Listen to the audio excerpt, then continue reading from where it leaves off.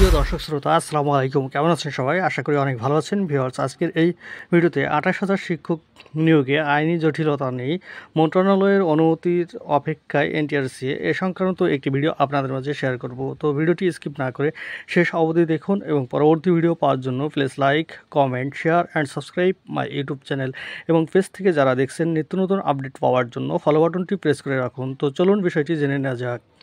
চতুর্থ গণবিজ্ঞপ্তিতে প্রাথমিকভাবে নির্বাচিত ২৮,০০০ প্রার্থীকে শিক্ষক নিয়োগে সুপারিশ করার ক্ষেত্রে আইনি জটিলতার যে সংখ্যা দেখা দিয়েছিল তা কেটে গেছে। আদালতের জারি করা রুলের কারণে স্থগিত থাকা প্রার্থী ছাড়া অন্য নির্বাচিতদের নিয়োগের সুপারিশের ক্ষেত্রে কোনো আইনি জটিলতা নেই বলে জানিয়েছেন অ্যাটর্নি জেনারেল কার্যালয়ের সলিসিটর। বেসরকারি শিক্ষক নিবন্ধন ও প্রত্যয়ন কর্তৃপক্ষ এনটিআরসি বিষয়টি শিক্ষা মন্ত্রণালয়কে বৃহস্পতিবার ১৭ আগস্ট অবগত করেছে। এনটিআরসি পুলিশ ভেরিফিকেশন চলমান রেখে প্রার্থীদের চূড়ান্ত নিয়োগে সুপারিশ করতে চায়। শিক্ষা মন্ত্রণালয়ের অনুমতি মিললেই সে প্রক্রিয়া শুরু করা হবে বলে জানিয়েছে এনটিআরসির একাধিক কর্মকর্তা।